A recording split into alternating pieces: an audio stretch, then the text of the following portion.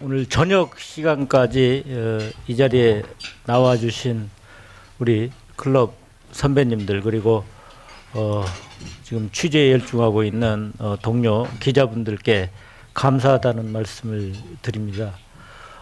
관훈 초대석 올해 들어 오늘 밤자리가 두 번째 자리입니다.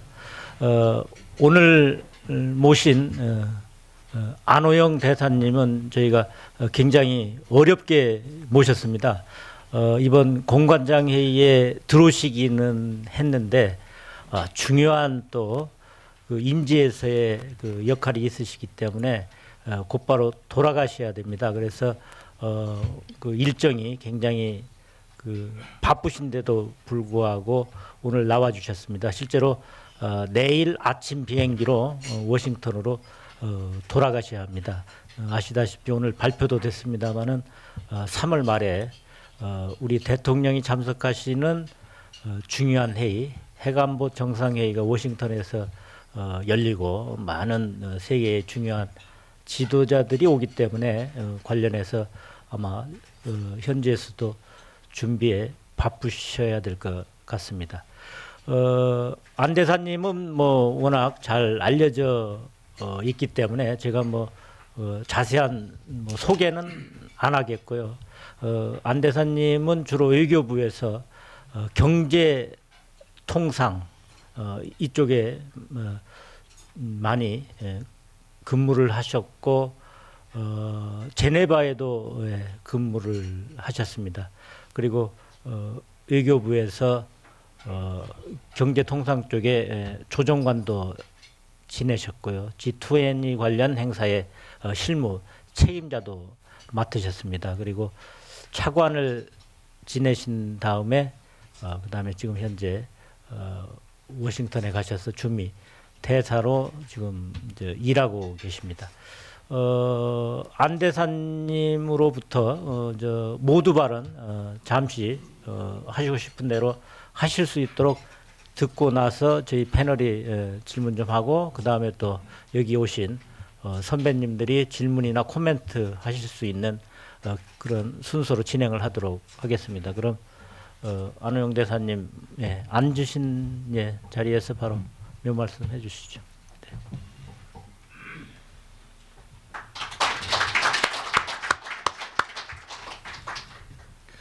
네. 먼저 이렇게 관훈클럽 여러 회원 여러분들을 뵙게 돼가지고 대단히 영광이다라는 말씀을 올리겠습니다. 그 클럽이라는 게 이제 결국은 멤버들이 모여가지고 클럽이 되는 건데 훌륭한 클럽은 뭐냐? 제 생각에는요. 훌륭한 클럽은 첫째 그 연륜이 있어야 되는 것 같고요. 둘째 그 회원들의 나름대로 이런저런 그 회의를 구성하는 그 코어 퍼포스에 나름대로 일가견이 있으신 분들이 될 것 같은데 그런 측면에서 보자면 저는 관훈클럽이 대한민국 물론이고 세계 최고의 언론인 클럽이다라고 평소에 생각을 해왔었습니다. 그래서 사실은 제가 관훈 초대석의 초대바이라고는 전혀 생각을 못하고 있었는데 오늘 제가 이렇게 와가지고 관훈클럽 여러 회원님들을 뵙게 돼가지고 개인적으로 대단히 큰 영광이다라는 말씀을 먼저 올리겠습니다. 그 제가 들어오면서 봤더니 이제 제가 그 외교부 78년에 시작을 했습니다. 그래가지고 꽤 오랜 동안 외교부에 근무를 했는데 그 78년에 제가 외교부 시작하던 생각이 불현듯 났습니다. 뭐냐면은 제가 이제 외교부 처음 78년에 들어왔을 때 북미과에 배속이 됐습니다. 그런데 그때는 이제 회원님들 다 기억하시겠습니다만서도 그 출입 기자들이 글자 그대로 출입을 했습니다. 그래서 과단위까지 출입을 하셨었는데 이제 북미과에 근무하다 보니까 지금 여기 와 계신 회원님들을 제가 사실은 그 당시에 그 먼 발치에서 뵈던 그런 회원님들이 오늘 이 자리에서 제가 뵙게 됐습니다. 먼 발치라는 건 왜 그렇게 말씀 올리냐면은 이제 물론 이제 북미과에 들어오시면은 우리 과장을 만나러 오시는 거죠. 그러면 저는 이제 과장이 계신 자리에서 제일 멀리 떨어져 있으니까 먼 발치에서 뵐 수밖에 없는 거죠. 그래서 이제 그런 시절이 기억이 나고 그 다음은 제가 또 불현듯 기억나는 게 1990년이 기억이 납니다. 뭐냐면은 1990년에 제가 주미대사관 1등 서기관으로 부임을 했습니다. 근데 1등 서기관으로 부임을 했는데 그때 제 임무가 뭐냐면은 정치 군사입니다. 폴밀. 정치 군사를 담당하는 게 사실은 그 첫째 이제 주미대사관에 부임하면 다들 정무과를 가고 싶어 했습니다. 지금은 그렇지 않습니다만서도 그 당시에는 다들 정무과를 가고 싶어 했고, 그다음에 정무과 가게 되면 다 뭘 하고 싶었냐 하면은 정치군사 담당을 하고 싶어 했습니다. 근데 웬일인지 제가 정무과에 갔고, 웬일인지 저한테 정치군사 임무가 맡겨졌고, 그래서 제가 이제 그 정치군사 담당반을 했었는데, 그때 제가 이제 그 워싱턴에서 같이 모시고 있던 그 언론인들이 또 이 자리에 계시고요. 그 다음에는 뭐 그거보다도 더 선배님들, 제가 그 오직 그 칼럼을 통해서만 그 좋은 글을 읽고 제가 대단히 감동을 하고 그 나름대로 외교관으로 해서 식견을 키우고 그러던 또 선배님들이 와 계시고요. 그래서 제가 영광이라고 드리는 말씀이 결코 그 제가 지원해서 하는 말씀이 아니고 실제로 제가 그렇게 느끼고 있다라는 말씀을 올리겠습니다. 그 1990년에 제가 이제 부임을 해가지고 정무과장으로 부임을 했는데 근무를 했는데요. 그런데 이제 그 몇십 년이 지나가지고 2013년에 이제 대사로 부임을 했습니다. 그러고서 이제 쭉 대사로서 근무를 하고 있는데 느끼는 게 뭐냐면은요, 그 세상이라는 게 연륜이라는 게 필요하고 깊이라는 게 필요하다. 그 깊이라는 건 역시 그 다층적인 경험에서 이 깊이가 나온다라는, 제가 그렇다는 게 아니고요. 그런 생각을 자주 하게 됩니다. 뭐냐면은 이제 1990년에 제가 부임을 했더니 여러 이제 회원님들 다 느끼실 텐데 1990년이라는 게 그 국제 정치적 의미로 보자면은 냉전이 막 정리되던 그런 시기였었지 않습니까?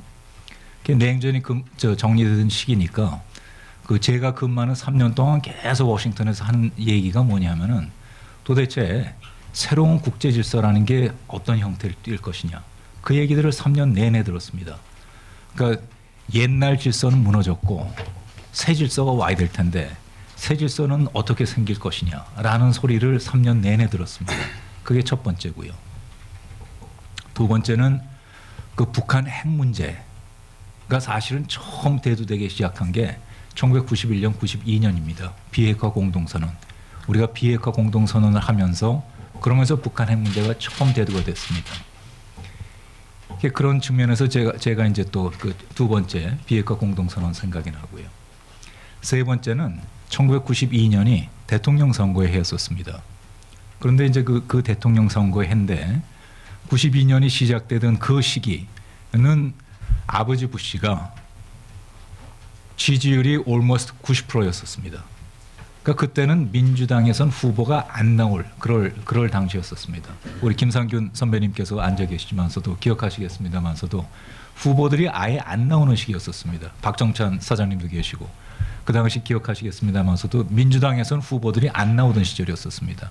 그 정도로 저건 뭐 아버지 부시가 당연히 재선이 된다라고 그러던 해인데, 그런데 결국 그해 11월에 이제 클린턴으로 바뀌었죠. 그래서 이제 제가 1990년서부터 93년까지 근무를 했는데 그 당시에 경험했던 이 세 가지 사실. 그러니까 첫 번째 뭐냐면은 국제 질서가 냉전에서 포스트 냉전으로 바뀌었다라는 것. 두 번째, 북한 핵 문제가 처음 대두되던 시기였다라는 것. 세 번째, 대선이 있었다는 것. 그 세 가지 사실이 제가 이제 2013년에 대사로 부임해가지고 워싱턴에서 쭉 활동을 하면서 그때 90년에서 93년까지 내가 경험했던 그 사실들이 나한테 지금 대사로서 활동하는데 이렇게 도움을 주는구나 라는 생각을 하게 됩니다. 왜냐하면은 그 첫 번째 이제 그 냉전이라는 거 있지 않습니까? 냉전이라고 해도 이제 포스트 냉전이죠. 포스트 냉전이라는 건 저한테는 어떤 의미가 있냐면은 굉장히 궁금했습니다. 젊은 외교관으로서. 뭐가 궁금했느냐? 글자 그대로 포스트 냉전 시대의 국제 질서가 어떻게 될 것인지, 그다음에 더 궁금한 건 미국이 과연 자기의 포지션을 어떻게 잡을 것인지. 그게 젊은 외교관으로서 저는 그게 너무 궁금했습니다. 그래서 이제 그 해에 1990년에 이라크이 쿠웨이트를 침공했거든요. 그러니까 굉장히 궁금한 거예요. 저게 이제 냉전식 국제 질서 논리로 보자면은 저건 당연히 친다. 당연히 칠 텐데, 그런데 이거는 이제 냉전이 끝났으니 미국이 어떻게 할 것이냐. 굉장히 궁금한 겁니다. 그런데 그 다음에 91년 1월에 결국은 쳤죠. 그래서 이게 그 당시 그런 얘기는 없었습니다만서도 미국이 냉전은 끝났지만은 계속 국제적인 리더십을 발휘하겠다라는 얘기로구나라는 생각을 했고요. 그다음에 그게 한반도에도 분명히 임플리케이션이 있다라는 생각을 했고요. 그래서 어떻게 보자면 조금은 안심이 되는 측면이 있었고요. 그런 생각을 했었는데 제가 몇 년 전에 읽은 책이 있습니다. 그게 뭐냐면은 하스라고 리처드 하스라고 Council on Foreign Relations라는 그 CFR이라는 미국의 가장 권위 있는 외교위원회가 있지 않습니까? 그 회장을 하던 리처드 하스가 책을 하나 썼는데 그 책 제목이 뭐냐 하면은요. 선택에 따른 전쟁 또는 해야만 하는 전쟁. 그러니까 War of Choice or War of Necessity 라는 그런 책을 썼습니다. 제가 그 책을 이렇게 읽어보는데 거기에 이제 보면은 미국이 해야만 했던 전쟁을 그 두 가지 기준에 따라서 분류를 해놨습니다. War of Necessity라고 쓴 전쟁이 있고 War of Choice라고 쓴 그 전쟁이 있고 그런데 그 91년 1월의 페만 사태, 페르시아만 사태에 대해서 하스가 뭐라고 표현을 해놨냐 말이죠. 미국이 냉전 이후에 한 최초의 전쟁이다. 이렇게 써놨습니다. 미국이 냉전 이후에 한 최초의 전쟁이다. 그걸 보고서 제가 무슨 생각을 했냐면요. 하스도 그 비슷한 생각을 한 것 같다. 냉전이 끝났는데 냉전이 끝난 세계에서 미국이 과연 어떤 역할을 해야 될 것인지 그다음에 전쟁이라는 걸 어떻게 외교의 툴로서 전쟁을 어떻게 볼 것인지 이 사람도 그 생각을 했구나라는 그런 느낌을 받았습니다. 왜냐하면은 그렇지 않았으면 그걸 그렇게 표현했을 이유가 없을 것 같아요. 냉전 이후의 최초의 전쟁이다라고 이렇게 표현을 해놓은 것을 봤고 그게 그러면은 90년에 있었던 일이냐? 저는 아니라고 생각합니다. 그게 결국은 제가 이제 2013년에 대사로서 부임을 했는데 그게 결국은 미국이 자기 스스로를 어떻게 자리매김하느냐 국제 정치에 있어서 미국 스스로를 어떻게 자리매김하느냐 그게 결국은 25년의 세월이 흘렸지만은 그 25년이 미국의 외교 정책을 가늠할 수 있는 굉장히 좋은 그런 25년이었다는 생각이 들고요. 그 다음에 미국의 정치가를 만나던 관리를 만나건 언론인을 만나건 학자들 만나건 지금 일어나는 국제 현상에 대해서 얘기를 할 때 제가 그 얘기를 하거든요. 1990년 냉전이 끝날 당시에 워싱턴 상황에 대해서 얘기를 하거든요. 그러면 거기에 대해서 제가 리처드 하스를 지금 예를 들었습니다만서도 금방 공감하는 그런 분들이 많습니다. 그래서 이 25년이라는 세월이 흘렀는데 1990년에 제가 그 젊은 외교관으로서 일등서기관으로서 근무했던 것이 참 도움이 된다라는 그런 생각을 하고요.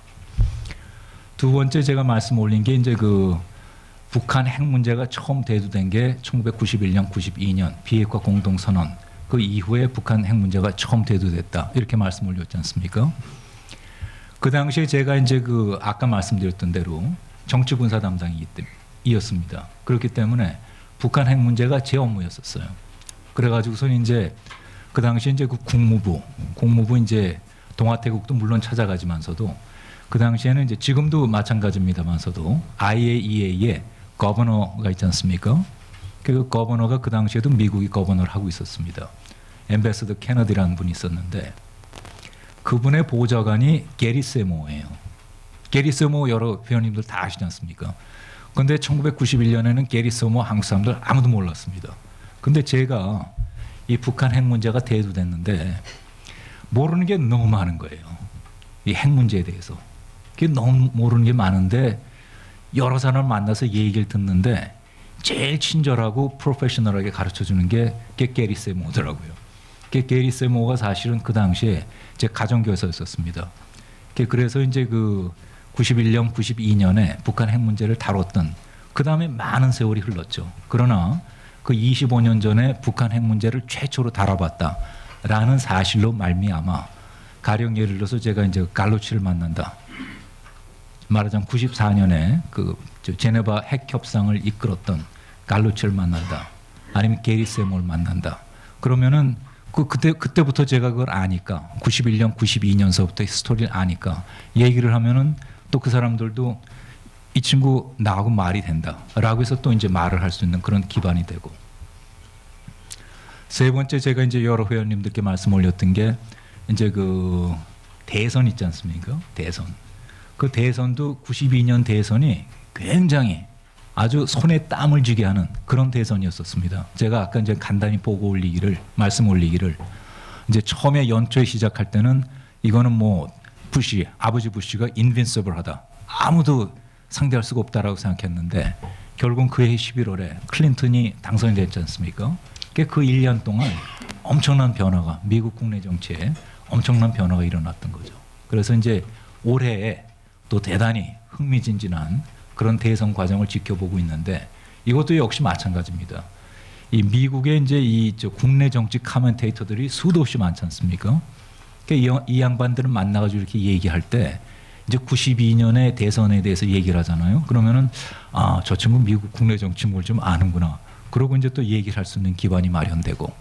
그래서 제가 이제 제일 처음에 말씀 올리기를 78년에 외교부에서 이제 처음 북미과에서 시작을 하고 90년에 이제 워싱턴에 가서 한 3년 근무를 하고 그러고 나서는 오랜 세월이 흘러가지고 워싱턴에 이제 대사로 부임했는데 그러나 그러고 보니까 78년에 그때 이제 말하자면은 북미과의 제일 말단으로 근무했던 그 경험, 그다음에 90년에 1등 서기관 아주 새파란 젊은 외교관으로 근무했던 그 경험, 그게 결국은 지금 대사로서 활동하는데 큰 버팀목이 되어주더라라는 그런 말씀을 드리는데요. 그런데 이게 얘기가 자꾸 좀 비약이 됐습니다만서도 여러 배우님들 뵀더니 역시 관훈 클럽이 훌륭한 클럽이다.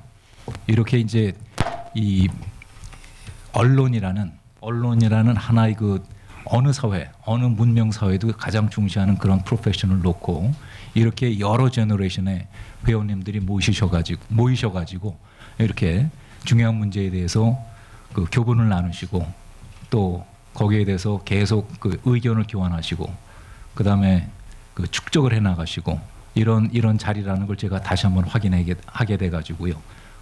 제가 다시 말씀 올립니다만서도 저로서 너무 큰 영광이고 제가 지금 두서없이 말씀드린 그 기초 위에 회원님들께서 가지신 이런저런 관심 사항에 대해서 제가 나름대로 아는 범위 내에서 말씀 올리는 그런 순서로 진행하면 어떨까 싶습니다. 다시 한번 감사드립니다.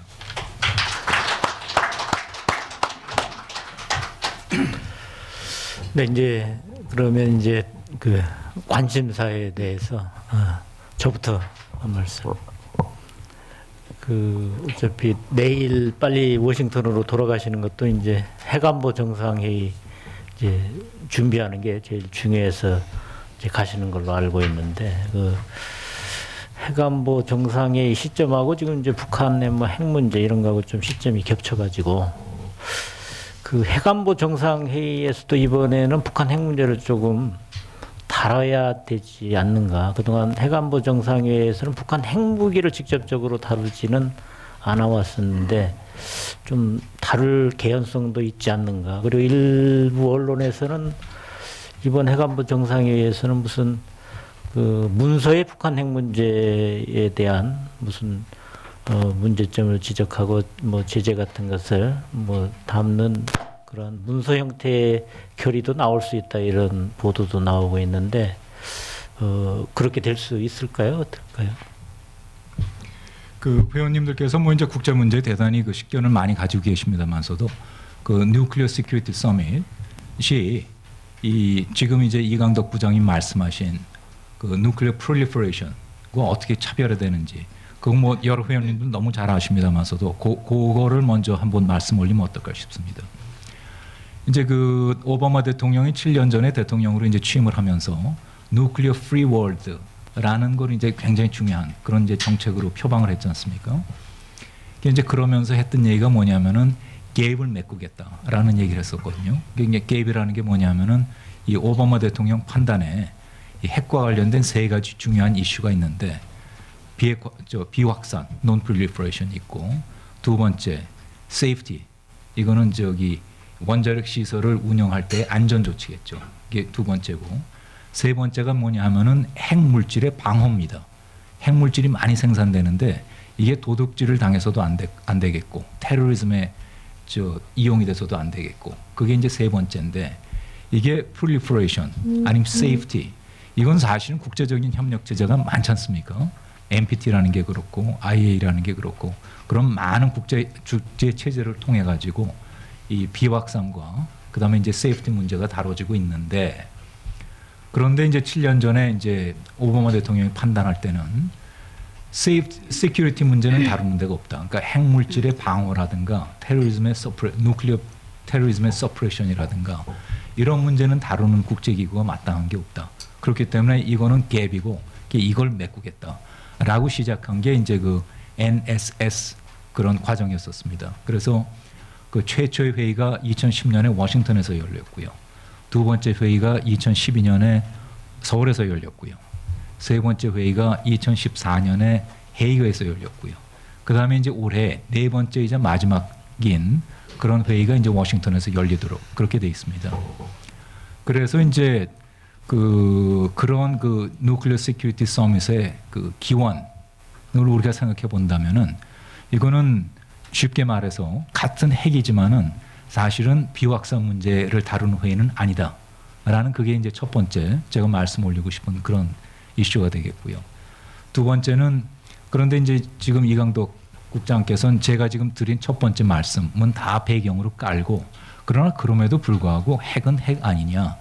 그러니 최근에 이제 북한이 1월 6일 날 이제 제4차 핵실험을 했고 그다음에 그냥 4차라는 의미가 있는 게 아니라 아주 특별히 우려스러운 그런 핵실험이었었고 그러니 기왕에 그렇게 많은 정상들이 50명이 넘는 정상들이 모인다고 그럽니다.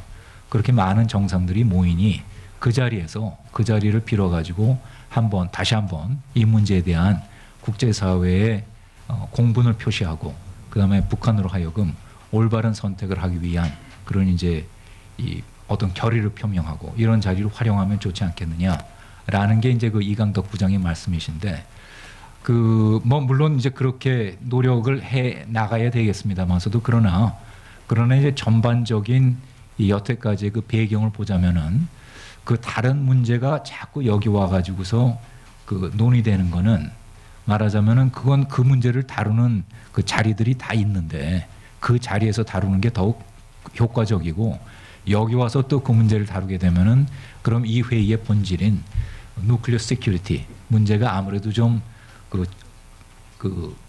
경시되는 것 아니냐라는 그런 이제 나름대로 분위기가 있어 왔습니다.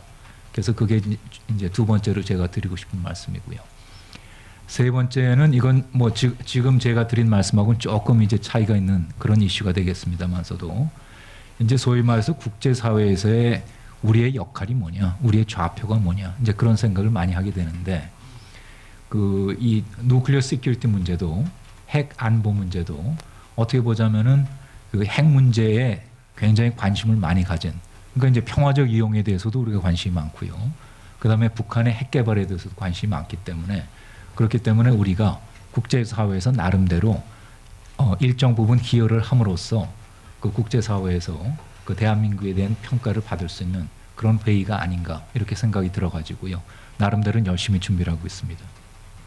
네, 그러면 그 정상 회의를 통해서는 이제 대사님 말씀하신 대로 흘러가더라도 이제 북핵 문제가 워낙 중요한 사안이기 때문에 그리고 대통령이 워싱턴에 가시니까 어차피 오바마 대통령 그리고 뭐 일본의 아베 수상은 아마 뭐 어떤 계기로든 만남이 있을 것 같고요.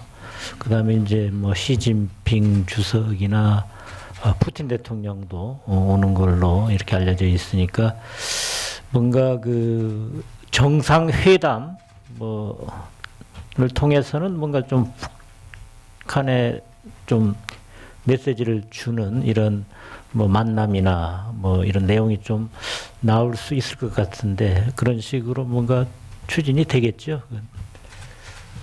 그거는 뭐 이제 여러 회원님들 너무 그런 경험이 많으십니다만서도 결국 이제 다자 회의를 하게 되면은 그 다자 회의 계기에 이제 그걸 활용해 가지고 정상들이 많이 모이시니까 이제 이번 같은 50분 이상의 정상들이 모이시니까 뭐 이런저런 계기에 그 약식으로라도 정상 간의 만남이 뭐 이런저렇게 이제 있을 것 같고요. 그럼 그걸 어떻게 활용할 것인지 그것도 역시 그 중요한 과제가 되겠습니다. 그건 계속 연구를 해 나가가지고 이렇게 소중한 기회에 저희가 소기에 성과를 거둘 수 있도록 그렇게 필요한 노력을 계속해 나가겠습니다. 한미 정상회담 일정이 잡혀 있거나 이런 건 없나요 아직? 지금 이제 뭐 정상회담 일정을 이렇게 저렇게 이제 준비를 하고 있습니다만서도 뭐 이 부장님 저보다도 훨씬 잘 아시십니다만서도 이제 결국은 정상 일정이라는 거는 그 일정한 뭐 준비가 된 다음에 그 다음에 이제 보통 이제 그 저 발표가 되지 않습니까? 그래서 아직은 제가 이렇게 그냥 말씀 올리기에는 조금 좀 아직은 너무 좀 이른 그런 감이 있습니다.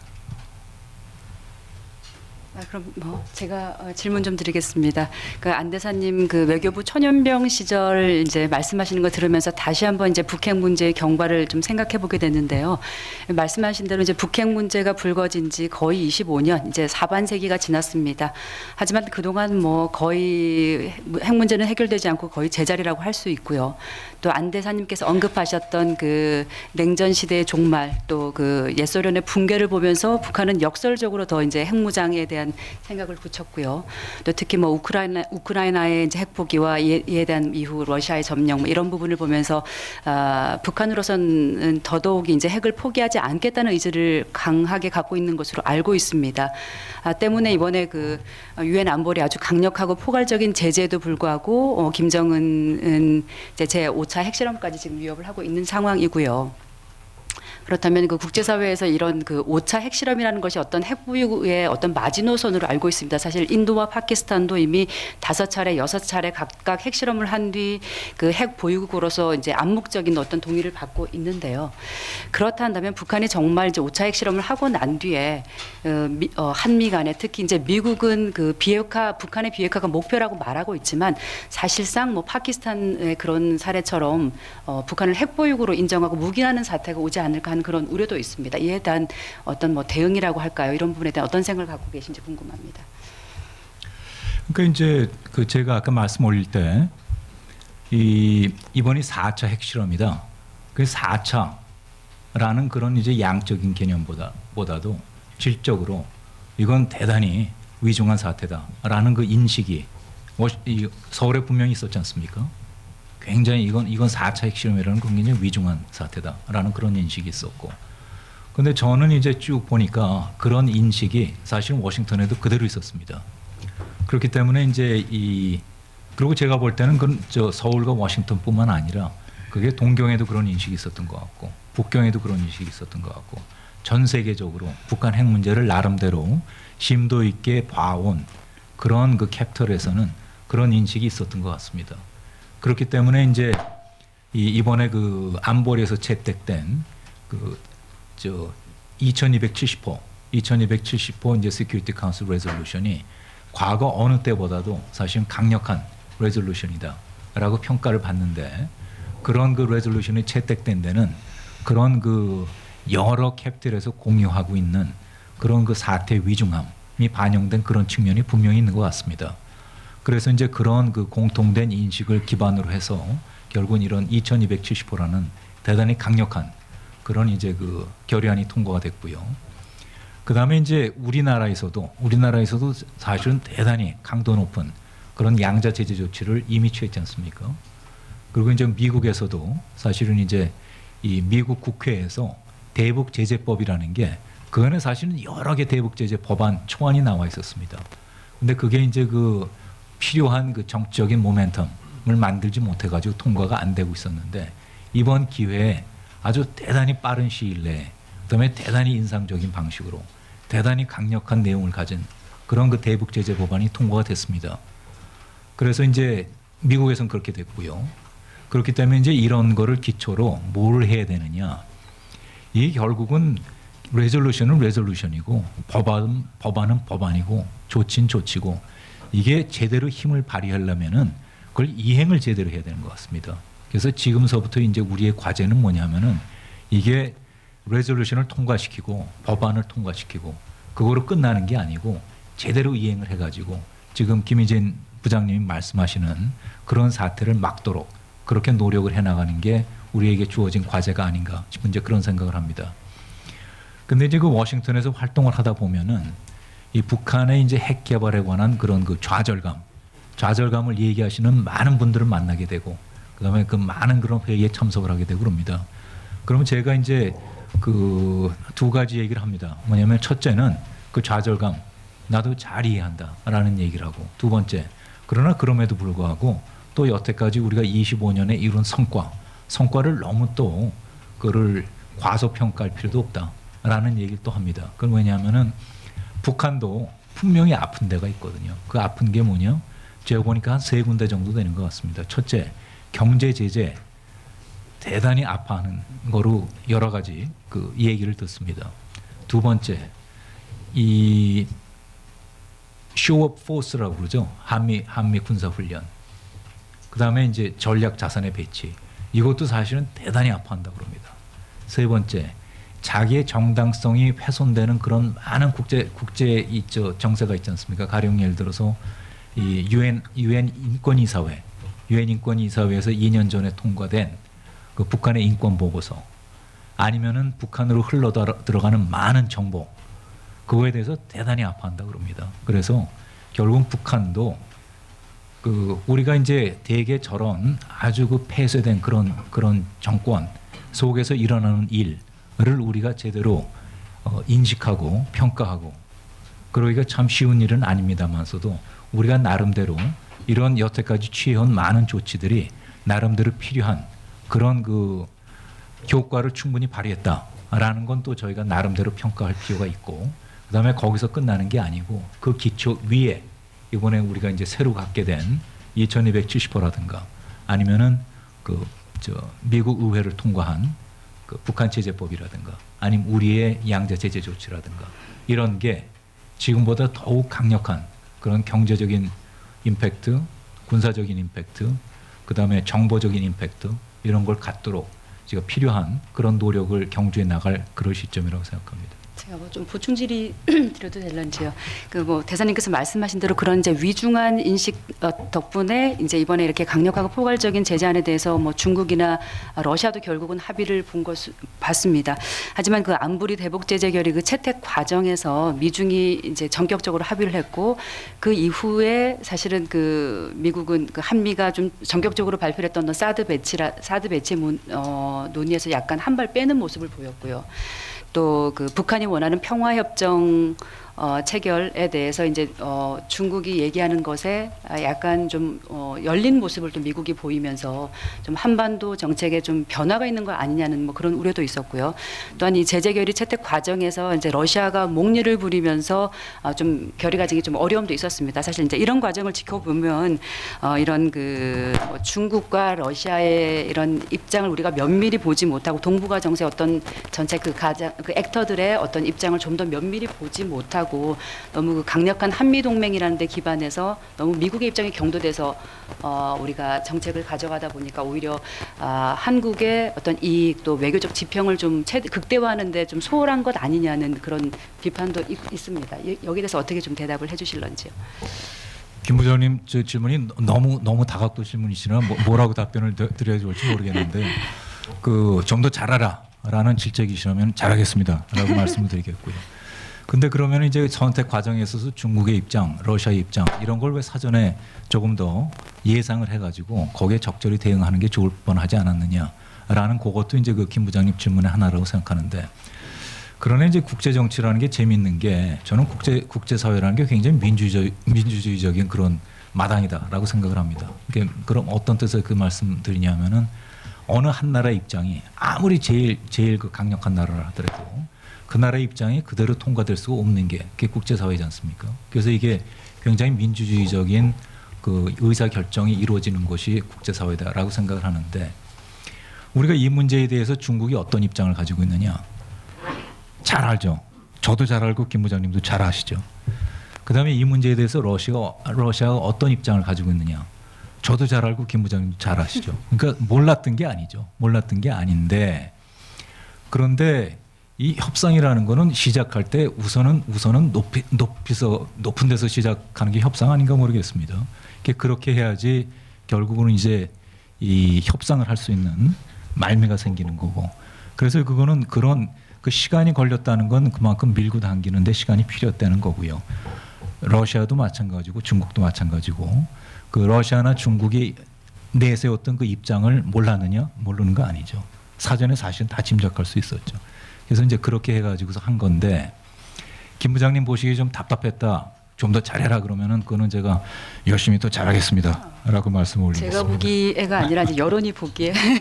우리 이제 오늘 이제 시간이 뭐 정식 토론회보다는 좀 짧기 때문에 우리 조남규 부장은 이제 앞뒤 설명은 빼고 그냥 질문으로 바로 하시죠. 워낙 지금 뭐 김희준 부장께서 이제 질문하신 그 중에 그 중국이 그 평화협정하고 비핵화를 동시에 논의하자고 미국에 제안했던 부분이 굉장히 중요한데 그런 논의가 그 뉴욕 채널을 통해서 이루어질 때 우리 그 주미 대사관은 그 사실을 알고 있었습니까? 그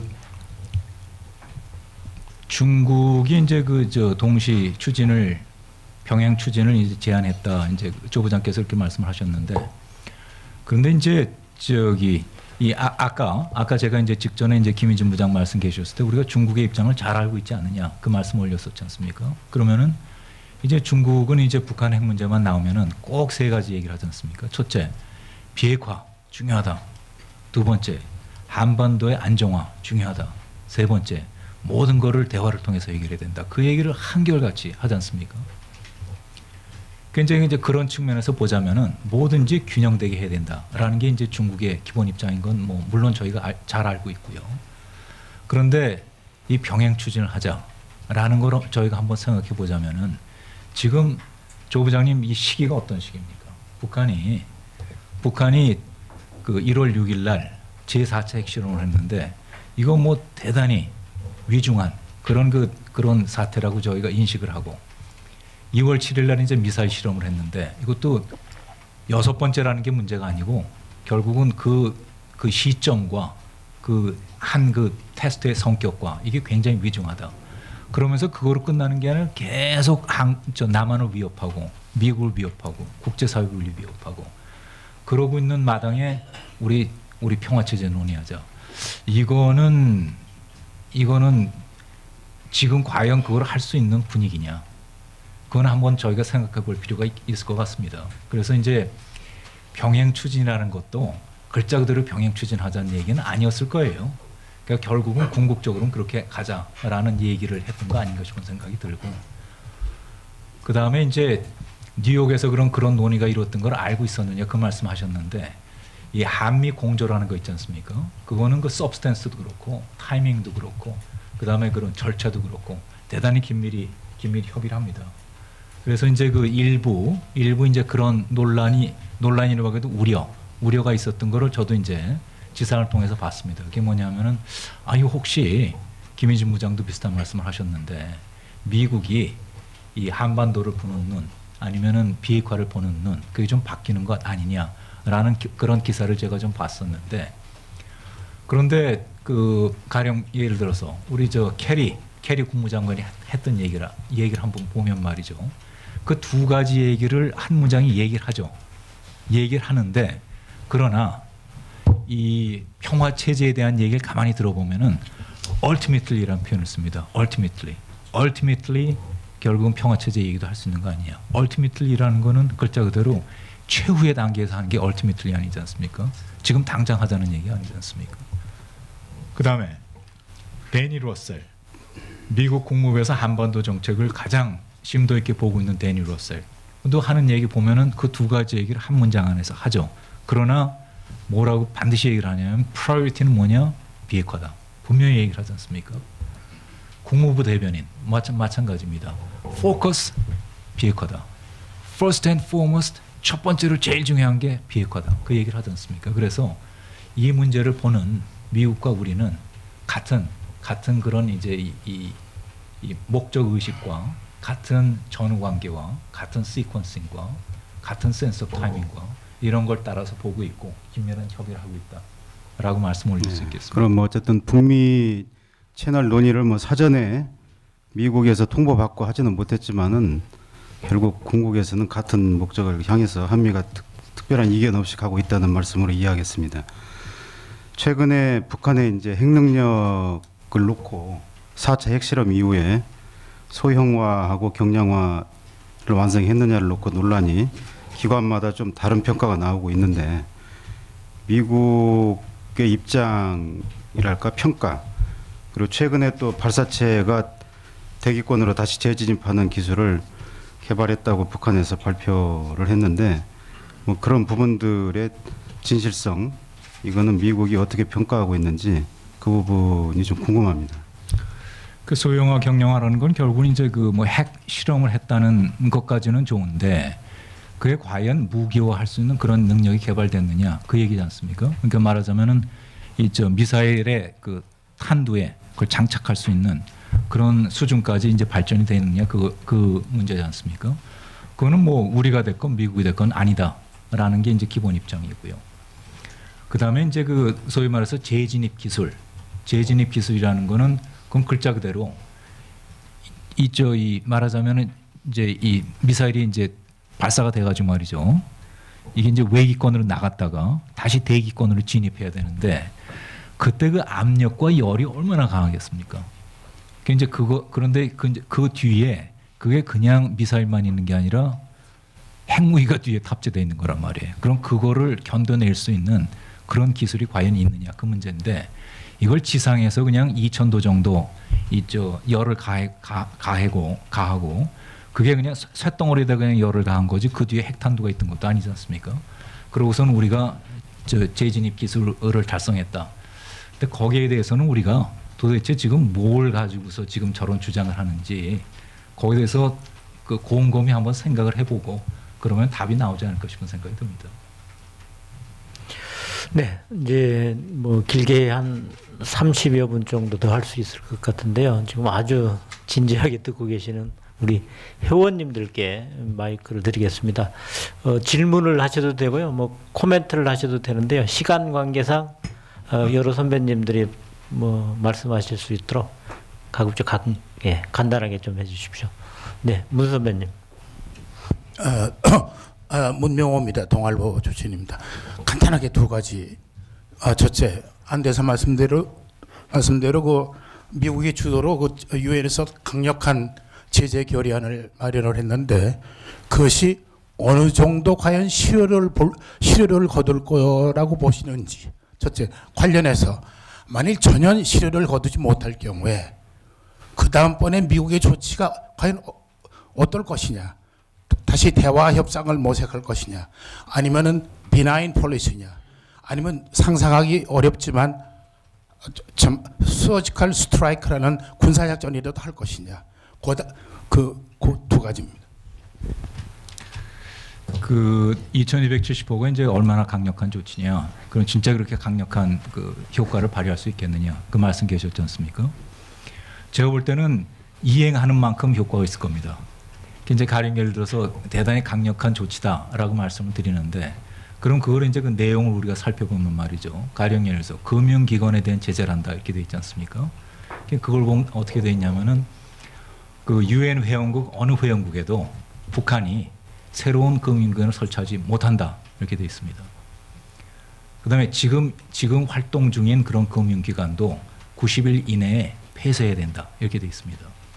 그럼 그걸 실제로 만약에 이행한다면은 그건 엄청난 효과가 있겠죠. 그러나 그는 이행을 해야지 효과가 있는 거죠. 두 번째, 가령 OMM에 소속한 선박 31척에 대해서는 그는 SS를 프리즈해야 된다. SS를 동결해야 된다. 입항을 금지해야 된다. 그게 된다면은 대단히 강력한 조치겠죠. 그러나 이행이 안 된다면 효과가 없는 거죠.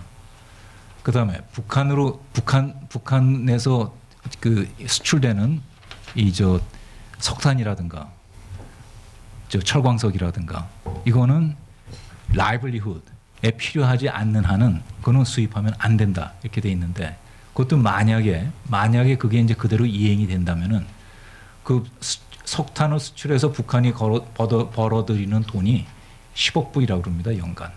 그럼 이제 이 북한의 연간 그 무역액으로 보자면 10억 불이라면 어마어마한 돈이란 말이에요. 그런데 그거는 이행이 돼야지 효과가 있는 거죠. 그래서 이게 효과가 있느냐? 이게 제대로 이행이 되면은 흘러가는 돈이 차단이 되고 제대로 제도되게 되면은 흘러가는 물자가 차단이 되고 그렇게 되면은 효과가 당연히 있겠죠. 그래서 이제 제가 아까 말씀 올린 게 이게 2270호라는 게 대단히 유용한 툴인데 그 툴을 만든 것도 중요하지만은 그걸 이행을 하는 게 더욱 중요하다. 그 말씀을 그래서 드린 거거든요. 그리고 이제 그 다음에 그럼 안 되면 그 다음엔 뭘 어떻게 하느냐. 그거는 그 안 될 때까지를 생각하는 것보다도 우선은 되게 해야 되겠죠. 열심히 해가지고 되게 하겠습니다. 저 뒤에 우리 최영애 부장 남정호 의원 질문. 예. 예, 중앙일보의 남정호 논설위원입니다. 그 아까 다른 분이 그 패널리스트가 질문한 그 사드에 대해서 제가 한번 더 추가로 질문을 드리고 싶은데요. 지금 잘 아시다시피 지금 한국하고 중국 사이에서 이제 사드 문제가 제일 현안으로 떠오르고 중국이 저희 한국에 대해서 굉장히 배치를 강력하게 반대를 해왔습니다. 근데 그 왕이 외교부장이 미국에 가고 나서 그리고 나서 미국 사람들하고 만나고 나서 미국의 그 미국 측 발언이 완전히 바뀌어가지고 국내 언론이나 이런 데에서는 중국과 미국 간에 굉장한 언더테이블 딜이 있었던 거 아니냐는 이런 얘기가 많이 나옵니다. 그래서 그것 때문에 그런지 모르지만 그 이후에 곧바로 한미 간에 이제 사드 배치에 대한 실무 회담을 시작을 했는데 그럼에도 지금 보면 한 2주간이 지났는데 사실은 실무 회담에서 진전된 거는 사실상 아무런 것도 저희가 언론에는 보도가 된 게 없거든요. 그러면 어떻게 보냐면 저거는 사실은 사드 배치에 대해서 한국 언론이라든지 이런 데에서 중국에 그 물러선 거 아니냐는 그런 것을 불만을 잠재우기 위해서 하는 신용을 하는 것 같은 그런 오해도 받을 수가 있는데 제가 여쭤보고 싶은 건 뭐냐면 대사님이 보시기에는 정말 미국 사람들이 정말 그 사드를 한반도에 정말 배치하려는 의지가 있는 건지 지금 그 왕이 이 외교부장하고 만난 뒤에도요. 그리고 아니면 정말로 그 지금 왕이 중국 측에서 대북 제재 강력한 대북 제재에 대해서 자기가 동참하는 대가로 그 미국 아니면 또 다른 딜로 해서 미국이 한 발 물러선 건지 그거에 대해서 그 대사님이 보시는 좀 견해를 듣고 싶습니다. 네. 그 남 의원님 뭐 아주 대단히 이제 그 중요한 그 문제 질문을 주셨는데 그 지금 이제 남 의원님 적절히 지적하신 대로 한미 간에 이제 그 공동 실무단이 구성이 됐지 않습니까? 그 공동 실무단 구성이 합의한 게 3월 7일입니다. 3월 7일이기 때문에 근데 그 합의에 도달하는데도 사실 오랜 시간이 걸렸죠. 그게 이제 그만큼 이거는 이제 그 사안의 중요성이 워낙 그 중요한 그런 사안이기 때문에 이게 실무단을 구성하는 terms of reference를 합의하는데도 시간이 꽤 걸렸습니다. 남 의원님 기억하시겠습니다만서도 그럼 그렇게 어려운 과정을 통해 가지고 terms of reference가 결정이 됐는데 그 이후 불과 지금 며칠 흘렀습니까? 9일이 흘렀네. 9일이 흘렀는데 그 사이에 왜 진전사항을 발표를 안 하느냐? 그거는 조금 아직은 발표할 단계는 아닌 것 같습니다. 그렇게 어려운 과정을 거쳐가지고서 실무 작업단을 구성을 했는데 일단 그 남 의원님 미국의 기본 입장을 아시지 않습니까? 우리의 기본 입장을 아시지 않습니까? 미국의 기본 입장은 뭐냐면은 이건 missile defense다. missile defense라는 거는 다층에서 이루어지면 이루어질수록 그게 효과가 있는 거다. 그러니까 팩이 담당해야 될 파트가 있고 사드가 담당해야 될 파트가 있고 그 위에서 SM이 담당해야 될 파트가 있고 그렇기 때문에 이건 다층으로 올라가면 올라갈수록 그러니까 여러 티어가 있을수록 그 효과가 증진되는 것이다 라는 게 미국의 기본 입장이고요. 우리의 기본 입장은 이거는 뭐 여러 가지를 고려할 수 있겠지만서도 가장 중요한 건 뭐냐? 국민의 안전이다. 국민의 안보다. 그게 우리의 기본 입장이고 거기에 따라서 검토해 나가겠다라고 우리 기본 입장을 얘기를 했지 않습니까? 근데 그런 기본 입장에 따라서 한미 간에 협의를 하고 있기 때문에 그 협의 과정을 지금은 지켜봐야지 그 결과를 예단할 시기는 아니라고 생각합니다. 그 이제 다음 주 되면 이제 우리 한국 언론인들 중에 몇 분이 이제 태평양 사령부에 가서 이제 미 태평양군 사령관도 이제 만나는 이런 기회가 있는데요. 제가 얻어 듣기로는 태평양 사령부 쪽에서는 사드를 올해 안에 이제 보내자 뭐 이런 의견을 내 가지고 지금 쓰고 있는 거 있지 않습니까? 4번기인가 그걸 올해 안에 보내자 그리고 그런 식으로 추진을 하자 이런 의견을 냈다는 얘기도 있어요. 아마 다음 주에 가면 또 그것도 물어볼 것 같은데 뭐 대사님은 그런 얘기를 들으신 적이 있는지 그리고 올해 안에도 뭐 얼마든지 사드가 올 가능성도 있지 않습니까? 어떻습니까? 그거는 뭐 저기 지금 일반적으로 알려지기는 사실은 이제 그 로켓 마틴에서 그 제작을 하지 않습니까? 그 제작을 하는데 시간이 굉장히 걸린다 그럽니다. 그래서 이제 한 해에 제작할 수 있는 그 대수가 그렇게 많지가 않다 그래요. 그래서 이제 그 일반적으로 알려지기로는 그 결국은 이제 그 병행이 돼야 되겠죠. 한쪽에서는 이제 제작을 하고 한쪽에서는 과연 어디다 언제 어떻게 이제 디플로이 할 것인지 거기에 이제 필요한 그 협의를 해 나가야 될 거고 그렇기 때문에 일반적으로 알려지기로는 막 그런 그 시간이 꽤 걸릴 그럴 작업이다라고 알려져 있고 지금 있는 거를 어디다 돌려서 배치한다는 얘기는 사실은 저는 뭐 들어본 기억은 없습니다. 이제 시간이 많이 남진 않았는데요. 아까 잠시 뭐 언급은 하셨습니다만은 이제 미국에서 지금 가장 그 핫하게 돌아가는 게 대선 상황이기 때문에 그것과 관련된 뭐 질문 하나 하시고. 네. 그 지금 미국 대선은 민주당은 사실상 뭐 클린턴 대선 후보 지명이 확실시되고 공화당도 뭐 트럼프가 과반 차지하느냐 뭐 그거는 논란이 있지만 거의 뭐 1위는 지금 돼 있는데 두 사람이 다 한국과 관련해서는 보호무역주의 경향을 다 드러내고 있거든요. 클린턴은 오바마 행정부 국무장관 하실 때만 해도 자유무역주의자였다가 대선 돌아오면서 이제 미국 여론에 좀 그 순응하면서 보호무역으로 돌아서고 있는데 우리 대사님은 뭐 통상 오래 하셨으니까 두 사람 중에 누가 대통령이 돼도 한국과의 보호무역 문제가 다시 재론될 것 같은데 한국뿐만 아니라 중국, 멕시코, 뭐 일본 다 포함되어 있습니다. 이 부분에 대한 어떤 대비를 하고 계신지 대사관 차원에서 그걸 좀 말씀해 주시죠. 사실은 그 전통적으로 보자면은 공화당은 비교적 이제 자유무역을 이제 옹호하는 그런 입장이었었고 민주당은 비교적 이제 조심스러운 그런 입장이었었고 근데 이제 그 클린턴은 사실은 민주당 인사긴 합니다만서도 이 자유무역에 대해서 대단히 그 장점을 오랫동안 얘기해온 그런 분이었었습니다. 그다음에 이제 빌 클린턴 대통령 시절에 사실 나프타가 비준이 됐었죠 미국에서. 그리고 이제 그 클린턴 본인도 사실은 그 중요한 그 자유무역 협정을 계속 지원을 했었습니다. 우리 한미 FTA를 포함해가지고 모든 그 자유무역 협정을 지지를 했었고. 그런데 이제 그 회원님들께서 이제 미국의 이번에 그 프라이머리를 관심 있게 보셨으면은 지난주에 미시건주에서 힐러리가 샌더스한테 졌습니다. 근데 그게 그 차이가 아주 크진 않았습니다.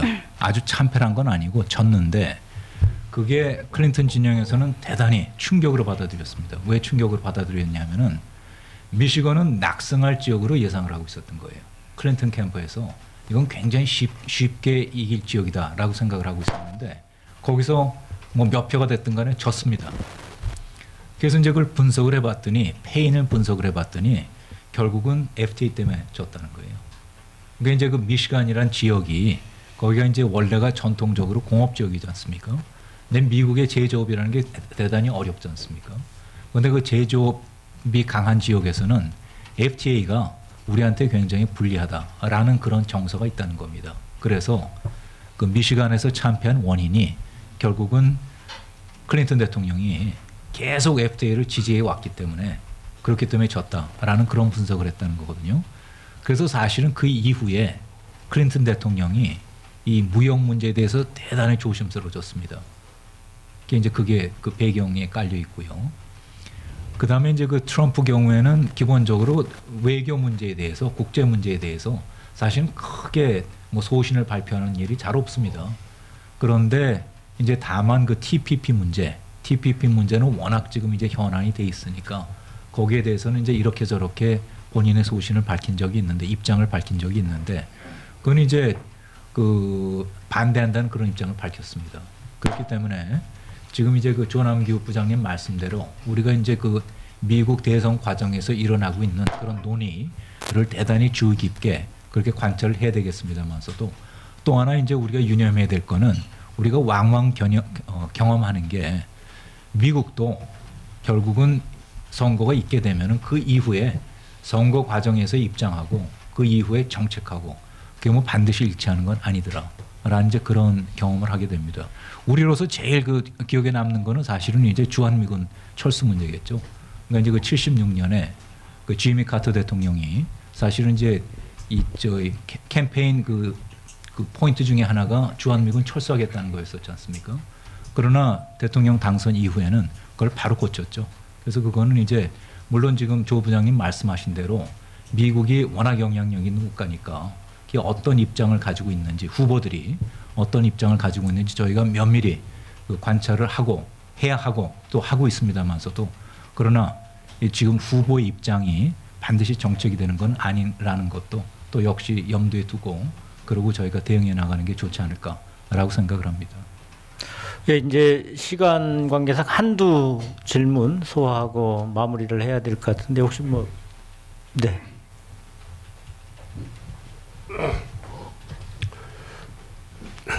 저 북한 문제에 관심을 갖고 있습니다. 평소에 여영무라고 합니다. 아까 인사드렸습니다만은 지금 이게 돌아가는 상황을 보면은 우리하고 미국이 아주 불리한 것 같아요. 무슨 소리냐?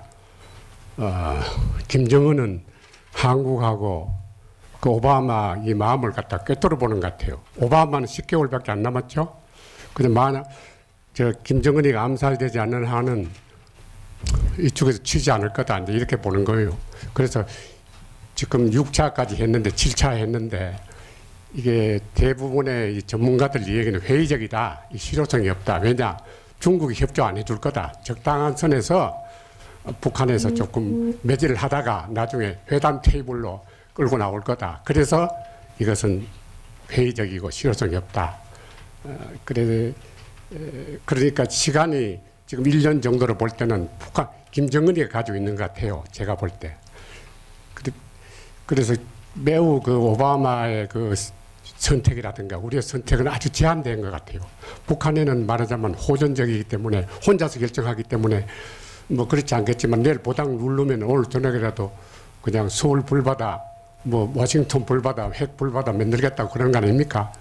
그래서 시간적으로 아주 불리한 것 같은데 뭐 이건 가정입니다만은 만약에 김정은이가 무슨 무력 도발을 할 때 오바마가 거기 상응하는 그 핵 확장 정책이랄까 그에 따라서는 다른 그 약속을 지켜주겠느냐 그게 저 한국 사람으로서 좀 회의적이거든요. 거기서 어떻게 생각하시는지.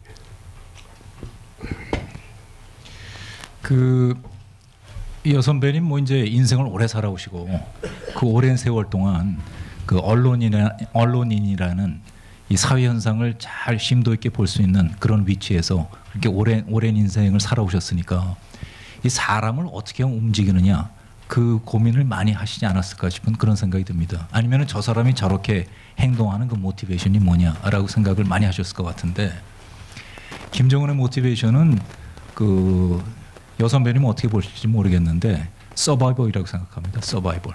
왜 저렇게 하느냐? 서바이벌이거든요. 자기가 개인으로서 서바이벌 해야 되고 지도자로서 서바이벌 해야 되고 그 목적을 위해서는 모든 다른 목적, 다른 가치라는 거는 2,400만 북한 주민의 인권, 2,400만 북한 주민의 이 생활 이런 거는 안중에도 없는 거죠. 그게 김정은의 모티베이션이다. 그리고 그렇게 간단한 모티베이션 가진 사람은 정책 결정이 쉽다. 꿰뚫어보기 이전에 본능에 따라서 정책 결정을 내리는 거죠.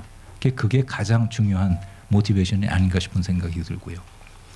그러면 그게 가장 중요한 모티베이션이 맞다면은 뭐 다른 여러 가지 이제 가설을 만들어 볼 수도 있겠고 그 가설에 따라서 정책을 만들어 볼 수도 있겠고 그러나 모티베이션이 굉장히 서바이벌이 굉장한 중요한 가치다라고 판단을 한다면은 그렇게 무모한 짓을 아마도 안 할 것 같습니다. 지금 북한의 GDP가 대한민국 GDP의 2.5%입니다. 북한이 가지고 있는 그 정제 능력, 휘발유 정제 능력, 그거는 2.5%에 전혀 못 미칩니다. 1% 정도거든요. 그런 경제 능력을 가지고 현대전을 하는데 없으면 안 되는 게 결국은 휘발유지 않습니까? 근데 그걸 가지고서 남한하고 전면전을 한다? 그거는 제가 볼 때 내가 살아야 되는데 그건 그런 판단을 내리라고는 저는 생각을 안 하고요. 그렇기 때문에 물론 이제 이 정책이라는 게 여러 가지 워스트 케이스 시나리오까지 대비를 해가지고 정책을 만들어야 되겠습니다만서도 그 지금 여 선배님께서 제기해 주신 그런 우려까지 포함해가지고 저게 열심히 노력을 해 나가겠습니다. 베트남은요, 베트남 보시면 슬리퍼 신고 그 남쪽에 60만 모령을 갖다 제압했습니다. 그러니까 최악의 시나리오를 만들어야 될 겁니다. 알겠습니다. 알겠습니다. 네, 워낙 그 말씀을 대사님이 잘하시기 때문에 듣고 싶은 뭐 얘기는 많지만 이제 서서히 마무리를 해야 될 것 같습니다. 제가 박정천 사장님. 네네 하시죠. 네. 예, 저는 개인적으로 오랜만에 만나서 무척 반갑습니다. 제 박정찬입니다. 몇 년 좀 시간이 지난 것 같은데 아마 쿠알라룸푸르인가 어느 국제 컨퍼런스에서 한국 사람이 아주 잘생기고 논리도 정연하고 영어도 잘하는 사람이 있어 많은 외교관들이 놀랐다 그런 얘기를 들은 적이 있는데 저는 그 사람이 안호영 대사라고 그렇게 알고 있고 그렇게 들었습니다. 우리 외교의 자산이라고 저는 생각을 합니다. 본부에서 그리고 미국에서 우리가 핵거릴 때 핵 문제 가지고 자주 얘기도 했는데 저는 최근에 그 크리스토프 힐의 그 아웃포스트라는 책을 보면서 막연하게 생각은 했지만 미국도 워낙 글로벌리 여러 가지 문제가 많기 때문에 결국은 어떤 원칙이라든가 어떤 그런 것보다는 역시 사람이 많이 움직이는구나.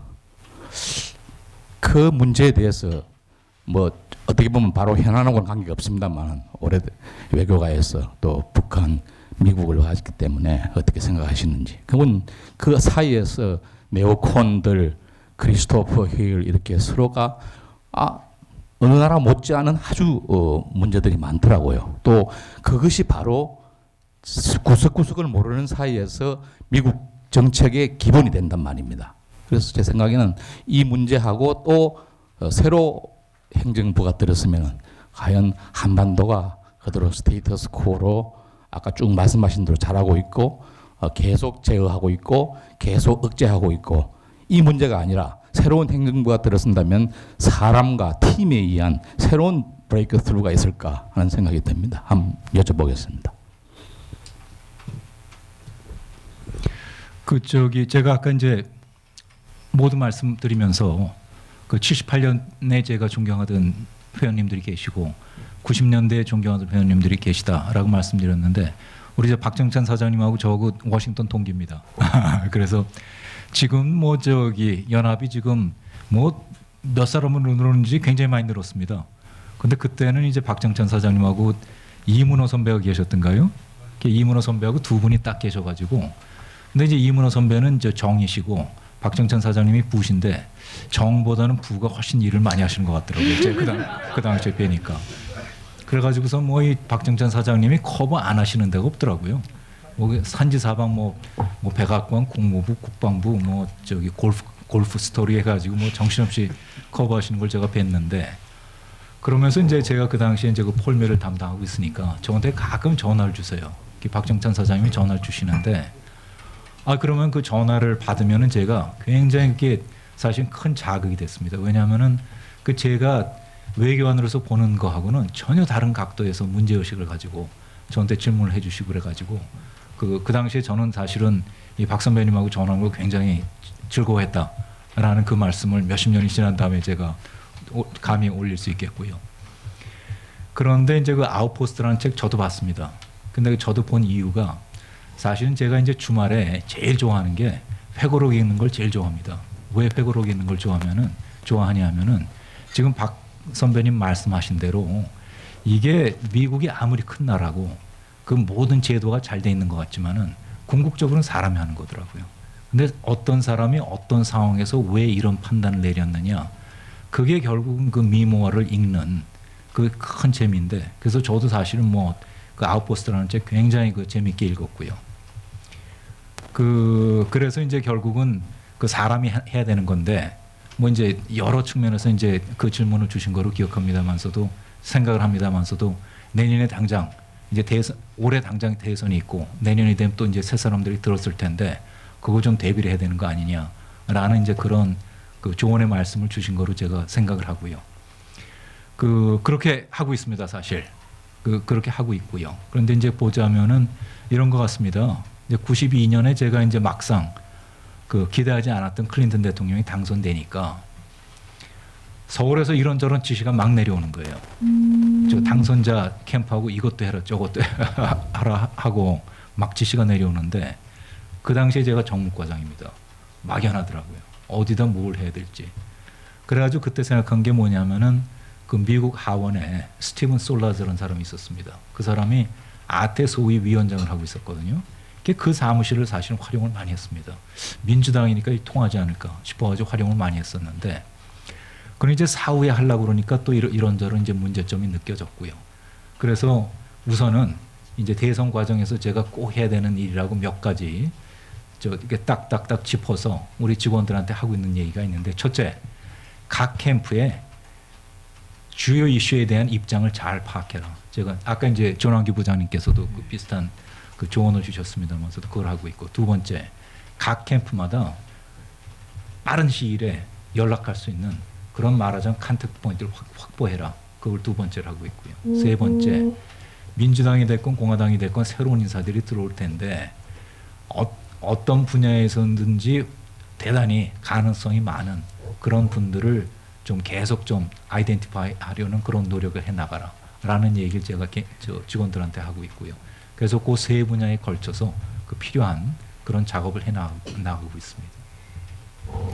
네, 끝내기 전에 보니까 저쪽에 우리 조민나 기자를 비롯한 외교부 출입 기자도 있고, 장진모 부장, 우리 청와대 출입 기자도 있어서 한 말씀 궁금해할 것 같아서 여쭤보겠습니다. 그 대통령이 미국 가셨을 때 한국, 미국, 중국 간에 뭔가 북한 문제 관련 3자 협의체를 좀 하겠다, 대화를 좀 하겠다 그랬었는데, 그 이제 거기서 말씀하셨기 때문에 대사님 숙제인데 어느 정도 진도가 나갔는지, 그리고 이번에 또 가시는데 이번에 아예 뭐 실무선에서 안 됐으면 탑다운 방식으로 정상 3자 정상 모임부터 추진해야 되는 건 아닌지, 뭐 어떻게 돼가고 있습니까? 한미 중 대화는 좀 장진모 부장한테 물어보세요. 장진모 부장한테 이제 대사님이 답변을 하시면 장진모 기자는 이제 기사를 이제 쓰게 되겠습니다. 대사님이 답변을 하셔야 될 것 같습니다. 네. 그 제가 아까 말씀 올린 대로 이제 그 정상의 일정은 그건 뭐 발표할 모든 그 여건이 무르익기 전까지는 그건 뭐 발표하지 않는 게 관례이기 때문에 제가 거기에 대해서 이제 그 직접 말씀 올리기는 대단히 조심스럽고요. 그 뭐 제가 가능한 대로 허심탄회하게 말씀드리려고 이제 각오를 하고 오긴 했습니다만서도 정상 일정이라는 건 그건 뭐 대단히 조심스러운 그런 측면이 있고요. 그 다음에 이제 그 한미중이라는 얘기를 이제 이 부장님께서 주셨는데, 그런데 이제 그게 지금 그 육자회담은 이제 북한 핵 문제를 풀어나가는 데 있어서 2003년서부터 시작해서 사실은 뭐 대단히 그 큰 역할을 해왔고, 앞으로도 계속 저희가 활용을 해나가야 되겠습니다만서도 이게 결국 이제 그 육자회담 내에서 사실 뭐 양자도 가능하고 3자도 가능하고 뭐 심지어는 5자도 가능하고 그런 이제 나름대로 이 창의적인 그런 그 대화의 저 채널을 계속 만들어 나가자라는 데 대해서는 그 이런저런 공감대가 있는 것 같습니다. 그런데 이제 그거를 콤비네이션을 어떻게 해야 될지 그거는 또 전혀 다른 차원의 문제인 것 같습니다. 왜냐하면은 그 오자들이 가지고 있는 기본적인 입장이 각각 상이하고 그다음에 거기에 따라서 이제 그럼 여기에 뭐 오자 각자가 북한 핵 문제 해결에 나름대로 일정 부분 기여를 하겠다라는 얘기는 모두 하고 있습니다만서도 그러나 그 기여를 어떻게 해야 될지에 대한 입장도 각각 상이하고 그렇기 때문에 뭐 2자, 3자, 5자 뭐 기회가 되는 대로 그렇게 계속 다양한 그런 그 협의 채널을 개발해 나가야 되겠습니다만서도 구체적으로 누가 어떻게 하는지 그거는 뭐 지금 그 예단하기에는 조금 좀 이른 것 아닌가 싶은 그런 생각이 듭니다. 네, 오늘 이 짧지 않은 시간 동안 많은 말씀 진지하게 해주셔서 감사드립니다. 뭐 이제 끝내기 전에 뭐 잠깐이라도 마무리 말씀 한 말씀 하시고 끝내도록 하겠습니다. 네. 대사님, 네. 그 제가 사실은 오늘 오후에요. 저기 저 외교부 출입 기자들도 몇 분 와 계신데 제가 그 외교부 출입 기자들하고 오늘 오후 3시에 만났었습니다. 그래서 이제 그때 이제 모두 발언을 했거든요. 그 모두 발언으로 3가지 얘기를 했었습니다. 뭐래 얘기했었냐면은 이 사태를 바라보는 워싱턴의 시각이 뭐냐. 그다음에 두 번째로는 이 시각에 따라서 이 저희 국제적인 그 제재 체제를 만드는데 한미 간에 어떻게 공조를 해왔느냐. 셋째 그 과정에 있어서 미국 국회가 어떤 역할을 했느냐. 라는 이제 그런 그 3가지 포인트를 가지고 모두 얘기를 하고 그다음에 이제 그 여러 이 회원님들의 대후배들이죠. 까마득한 후배들이죠. 까마득한 후배들인 이저 외교부 출입 기자님들하고 질의응답을 가졌는데 이제 여기 오면서 제가 사실은 이거 저 외교부 출입 기자들이 오면은 좀 민망하겠다. 왜냐하면은 제가 똑같은 모두 발언을 하고 시작해야 될 텐데 이거 똑같은 얘기를 2번 하려면 좀 민망하겠다라고 들어왔습니다. 사실은 이렇게 들어와서 딱 앉고 보니까 제가 아까 뭐 90년대에 제가 있었는데 그러다 보니까 한 3가지 경험을 하게 됐는데 그게 나름대로 유용하더라라는 말씀 올렸지 않습니까? 그건 사실은 여러 선배님들 뵀더니 자연스럽게 그 생각이 나가지고 그래서 이제 그 말씀 올렸었는데요.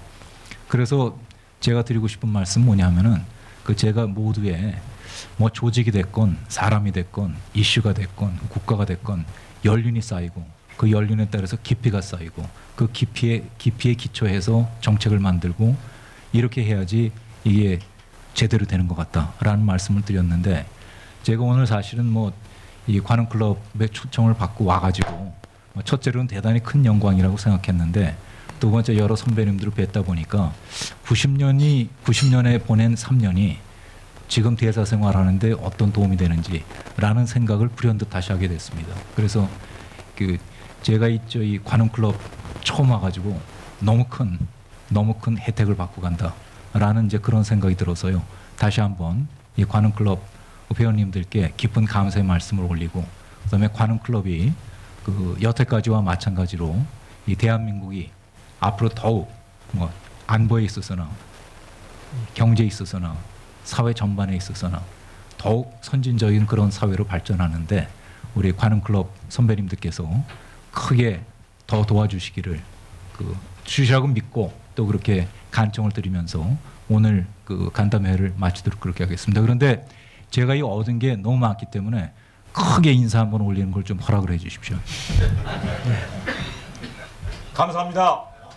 내봉에서 박수 치면서 시차도 극복 안 되셨을 텐데 이렇게 아주 진지하게 엘로칸트한 열변으로 말씀을 해주셔서 감사합니다. 오늘 관훈 초대석 이것으로 순서를 마치겠습니다. 많이 와주신 우리 회원님들께 감사드립니다.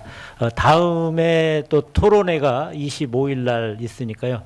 그때 다시 얼굴 뵙도록 하겠습니다. 감사합니다. 고생하셨습니다. 감사합니다.